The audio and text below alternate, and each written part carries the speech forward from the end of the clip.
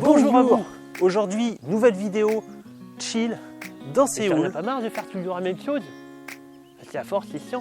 Bah, c'est comme ça que je fais d'habitude. Moi, à mon avis, tu devrais faire une grosse vidéo avec tout le best-of, de tout regrouper là, tous les jours ensemble. Ce serait beaucoup mieux. Ah, en gros, tu veux que je fasse un best-of des lieux à visiter dans Séoul? C'est bien ça? C'est ça. Ok, générique.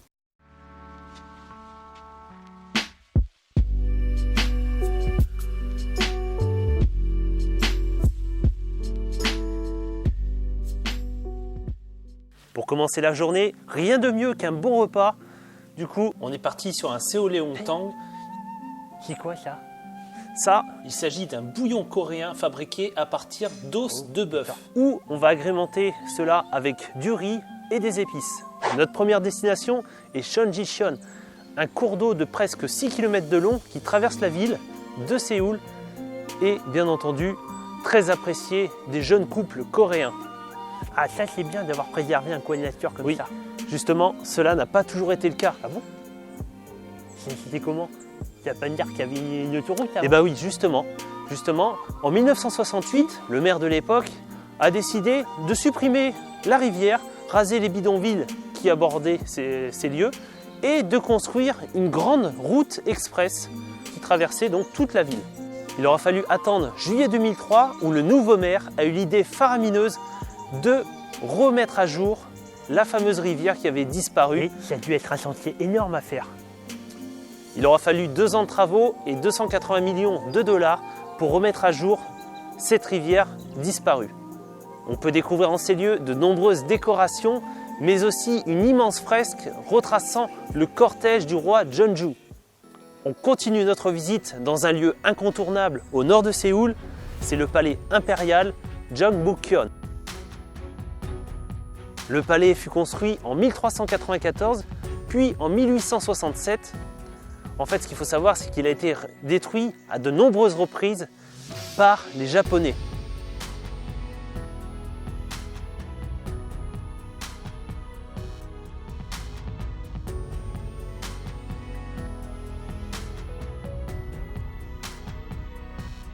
On peut visiter plusieurs types de quartiers, dont une reconstitution d'une rue dans les années 1980. Voilà, tu vois, en gros, à quoi ressemblaient les maisons à l'époque. Bon, là, on est sur une belle maison, bien entendu, mais c'est vraiment très très joli.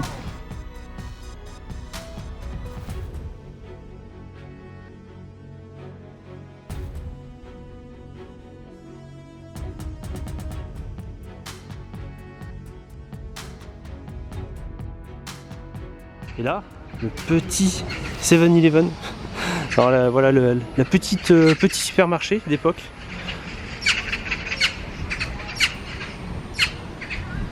Ils ont fait une petite reconstitution qui est plutôt jolie, tu vois, avec tous les petits produits, tout ça. C'est pas mal, hein, c'est bien fait. Et là, super beau cadre, tu vois, le petit spot à Gaki. Voilà.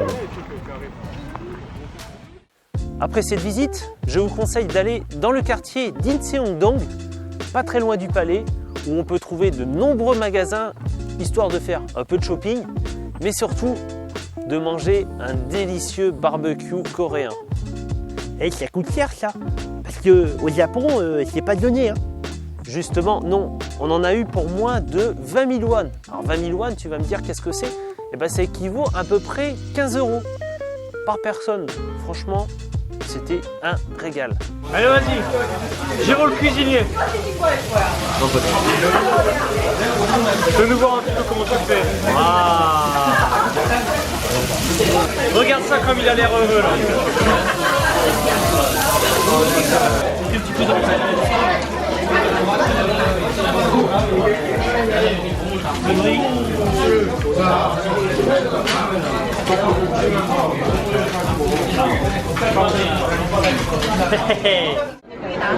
Et là tu vois, on traverse des petits restos comme ça, la bonne franquette, t'as tout le monde qui est en train de manger, tout ça, t'as plein de street food, tout ça, t'as une très très bonne ambiance, voilà, ces petites ambiances de rue comme ça.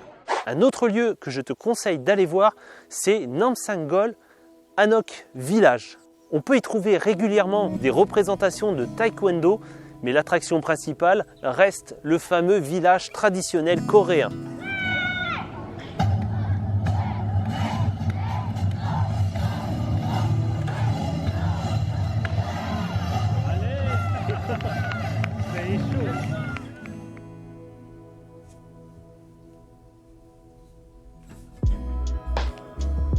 Voilà, maintenant dans une reconstitution de village coréen à l'époque, tu vois, à peu près 1400, à l'époque du roi Sejong, qui est la première période de l'âge d'or au niveau de la Corée.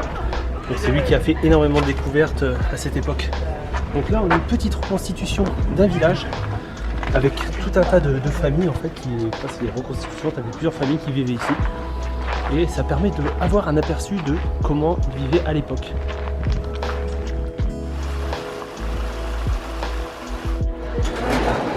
Allez, petit stand, on va goûter une spécialité, d'après l'eau c'est très très bon, c'est des manju. Voilà, tu vois, c'est des petits trucs comme ça, fourrés à la crème. On va le tester, je connais pas du tout.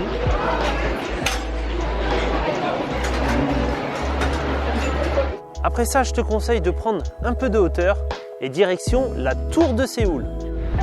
Regarde-moi ce panorama de folie avec toute la ville devant moi. Wow. Après une petite ascension avec un cadre magnifique, on peut enfin arriver au sommet et admirer un panorama de folie sur la ville de Séoul. Et voilà, après cette ascension, nous voilà enfin arrivés au pied de la tour de Séoul, qui est très grande. Là, ça monte assez haut. Et là, regarde-moi cette vue, ce panorama. Wow. Oh, j'ai rien pris. Oui. Ah, c'est trop beau. Avec la rivière là-bas, tous les buildings, tout. La prochaine destination va vous permettre de faire du shopping, mais surtout de pouvoir se régaler avec les nombreux street food. Du coup, on part direction Gangnam. Allez, arrivé à Myeongdong, un quartier très animé avec beaucoup de shops, beaucoup de street food. Et là, on va pouvoir se régaler. Ça a l'air vraiment très très bon. Ça part sur des petites patates au miel.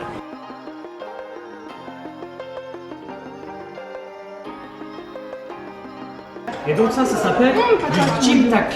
Jimtak. Jimtak. C'est des nouilles à la patate douce avec du poulet. C'est un peu sucré, c'est très très bon.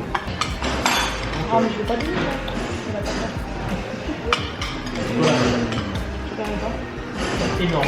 Super bon. Si tu veux admirer la ville de Séoul, je te conseille d'aller à Lotte-World Tower, une tour de 123 étages qui fait plus de 555 mètres de hauteur. Franchement, ça vaut le détour. En plus, ce qu'il faut savoir, c'est que c'est la 5e plus haute tour au monde. Autant dire que le panorama, il est génial. Ça coûte combien pour y aller? C'est cher? Alors, il faut compter à peu près 28 000 won, ce qui équivaut à 21 €. On quitte la modernité pour retrouver un peu du traditionnel. Direction Bongyeonsan, un temple bouddhiste avec une magnifique statue de Bouddha. Un lieu vraiment agréable à visiter, surtout en fin de journée.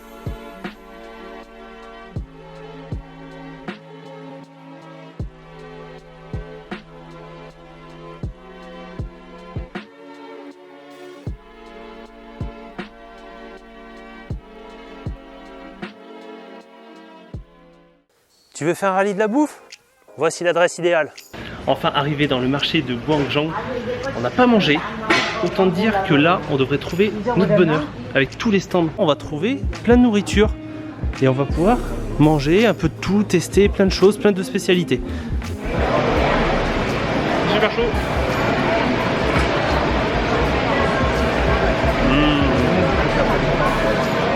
C'est très très bon. C'est super bon.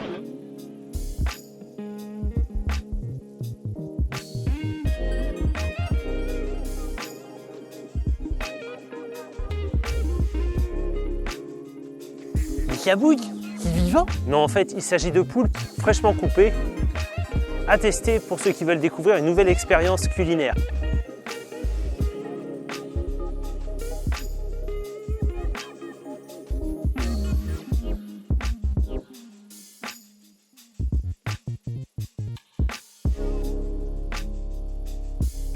Allez, ça part sur du jus de canne à sucre.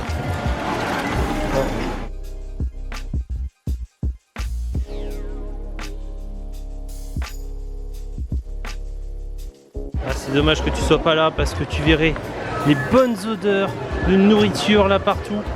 Ah là là, ça sent très très bon. Tu vois, t'as plein de choses, plein de plats différents.